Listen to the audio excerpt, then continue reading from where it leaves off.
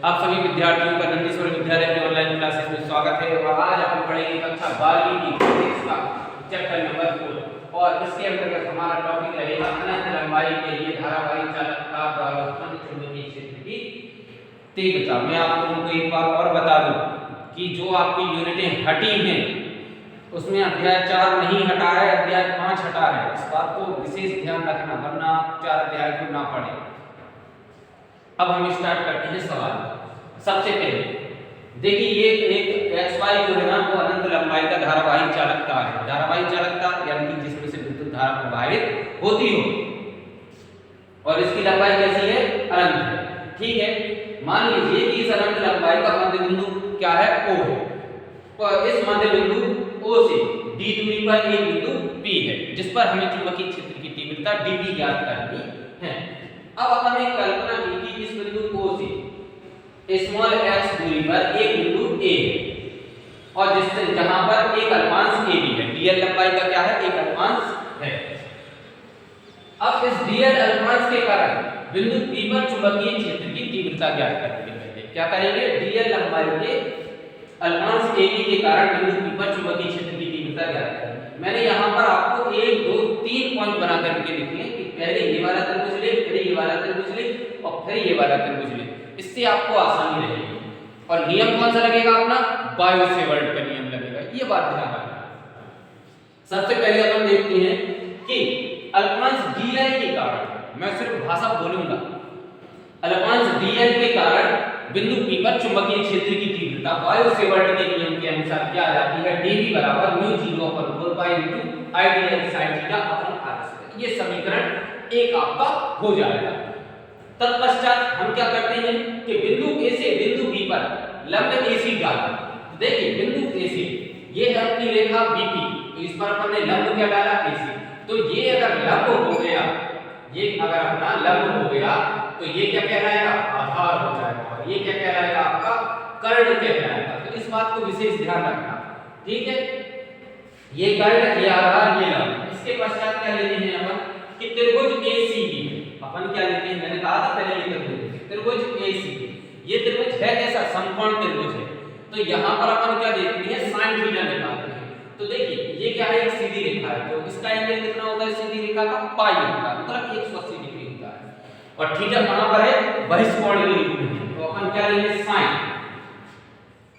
sin pi minus theta बराबर, अपन लाल बटे कक्का को याद करते हैं। लाल बटे कक्का को याद करते हैं। तो लंब बटे कर्ण, तो लंब इसमें कितना है? अपना AC है और कर्ण इसमें AB है। तो AC बटे AB आ जाएगा कि नहीं आ जाएगा अपना? तो AC बटे AB आ जाएगा।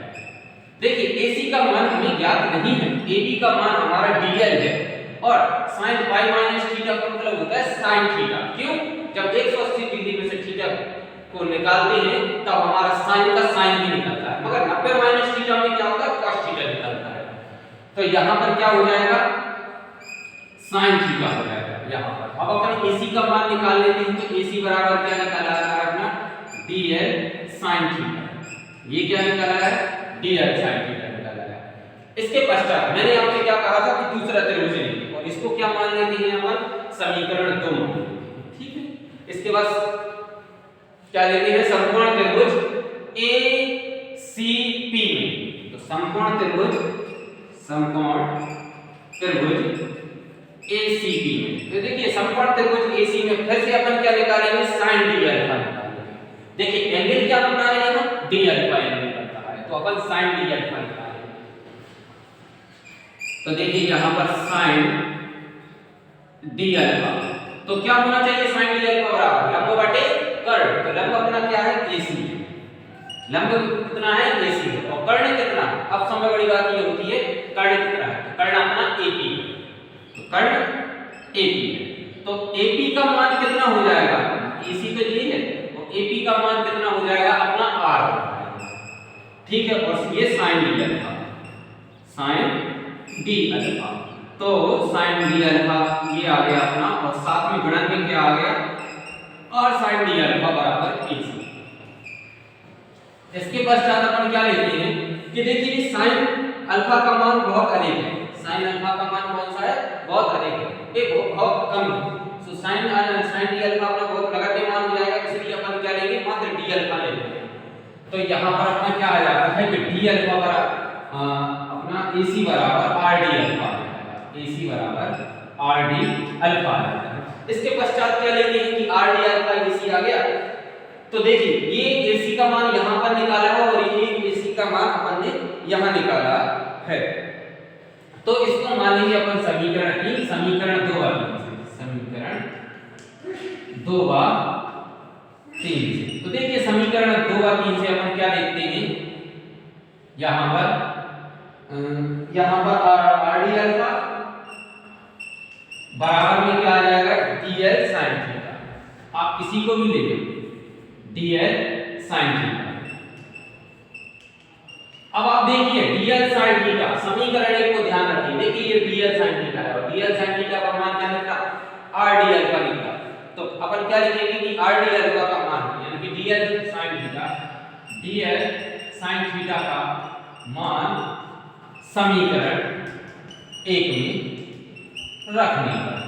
तो देखिए अपन ने क्या किया, समीकरण 1 में रखने के लिए तो dv बराबर क्या निकलेगा अपना I आर डी अल्फा बटे आर स्क्वायर। और सॉरी मैं एक चीज लिखना भूल गया, म्यू 0/4 पाई। तो ये म्यू 0/4 पाई और इसको अपन मान लेंगे समीकरण 4 मान लेंगे। क्या मान लेंगे, समीकरण 4 मान लेंगे। इसके पश्चात क्या करते हैं, समकोण त्रिभुज AOP। देखिए ये तो बात अपन ने निकाली है, अब अपन क्या निकालेंगे, cos अल्फा के लिए मान निकालेंगे, ठीक है। और 1/r है ना, ये जो r स्क्वायर लिखा है आपका, इसके लिए मान निकालेंगे। तो समझने से पहले अपन क्या लिखते हैं कि समकोण त्रिभुज AOP। तो देखिए AOP मैंने कहा था तीसरा त्रिभुज लेना है, समकोण त्रिभुज AOP में। तो समकोण त्रिभुज AOP अपना क्या कहता है कि समकोण त्रिभुज AOP में अपन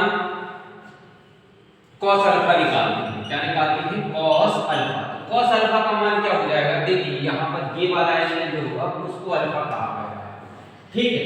तो ये हो जाएगा अपना आधार बटे, देखो लाल बटे का आपको एक बार और फिर याद करते हैं अपन। तो आधार बटे का है, तो आधार इसमें कितना है आपका, तो आधार अपना इसमें OP है, तो OP बटे, तो कर्ण कितना है अपना इसमें, कर्ण अपना इसमें AP है, ठीक है। तो यहाँ पर OP का मान कितना है D और AP का मान कितना है R। तो ये निकल आया cos अल्फा। अपन को किसका मान चाहिए, 1/r का चाहिए। तो D जो गुणन में है यहाँ पर भाग में आ जाएगा, तो cos अल्फा बटे D आ जाएगा और यहाँ पर 1/r बन जाएगा। अब आप जानते ही हैं कि इस समीकरण को अब इसमें ना रख करके कहां रखा है, समीकरण 4 में रखा जाएगा। तो देखिए यहाँ पर dv बराबर आपका क्या निकल आता है, dv बराबर mu 0/4 pi into I r d alpha upon r square का मान अब अपन ने क्या रख लिया यहाँ पर 1/r का मान अपना निकला था cos अल्फा अपॉन d। तो ये मान रखा जाएगा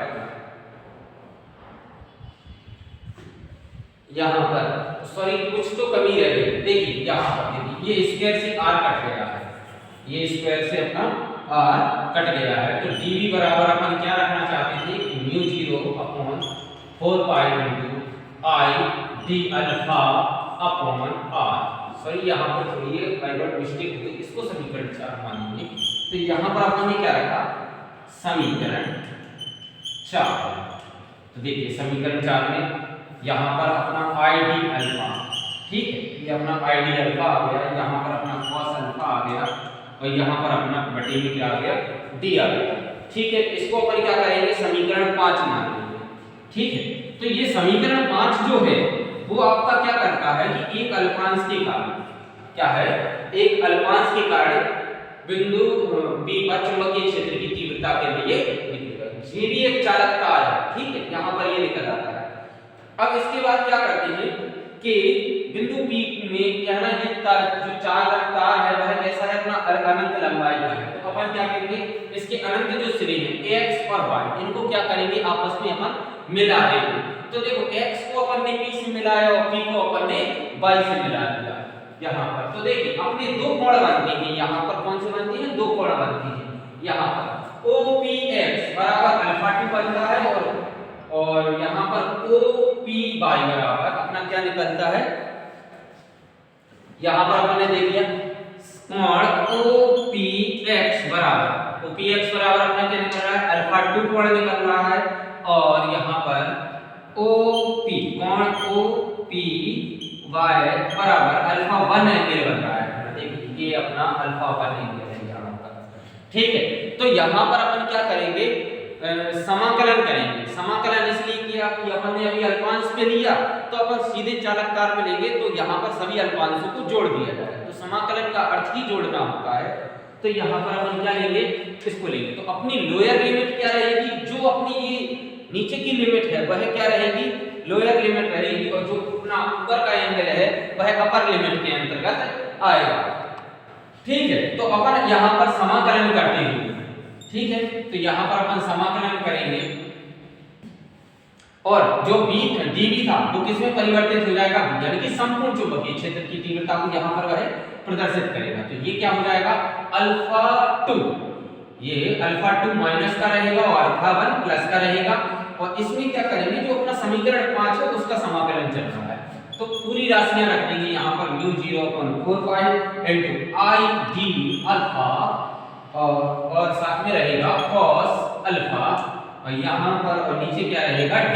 तो यहाँ पर जो निश्चित राशियां हैं उनको अपन क्या करेंगे, बाहर का रास्ता दिखा देंगे और जो अनिश्चित राशियां हैं जिनमें परिवर्तन किया जा सकता है उनको अंदर रखेंगे।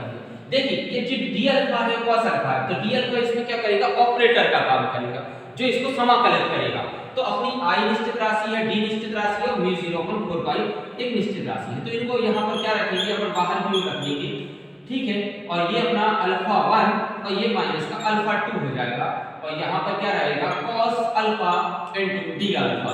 तो देखिए cos अल्फा का समाकलनीय बिंदु क्या होता है, जब हम cos अल्फा का समाकलन करते हैं तो अपन को क्या प्राप्त होता है, sin अल्फा प्राप्त होता है यहाँ पर। तो बीटा बराबर अपन लिख देंगे, सॉरी मैं कुछ राशियां लिखना भूल गया यहाँ पर, तो यहाँ पर मैं द्वारा लिख देती हूँ जो अपन ने राशियां बाहर ली। एक तो i बाहर ले लिया था, एक अपन ने d बाहर ले लिया था, ठीक है।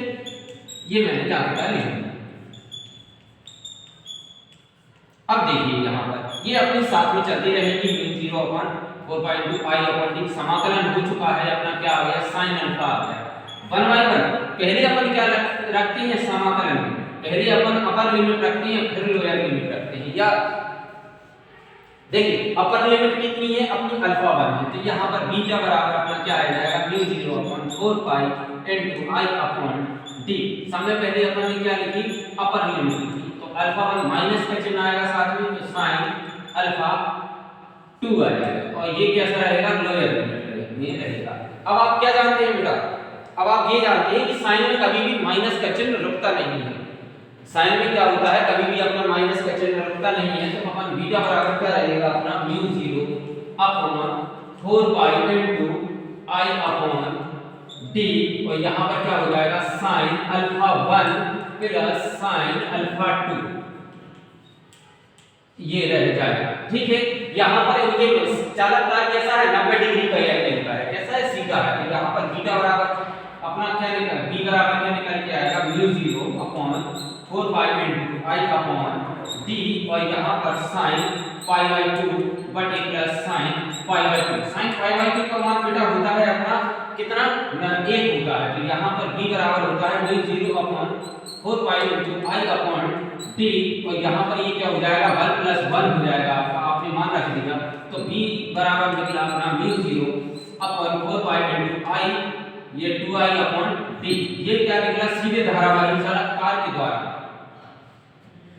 सीधे धारावाही चालक द्वारा तार के द्वारा किसी बिंदु पर चुंबकीय क्षेत्र की तीव्रता, और इसको नापेंगे वेबर प्रति मीटर स्क्वायर में, ठीक है। और ये आपका सीधे धारावाही चालक तार द्वारा किसी बिंदु पर चुंबकीय क्षेत्र की तीव्रता के लिए व्यंजक समाप्त होता है सर।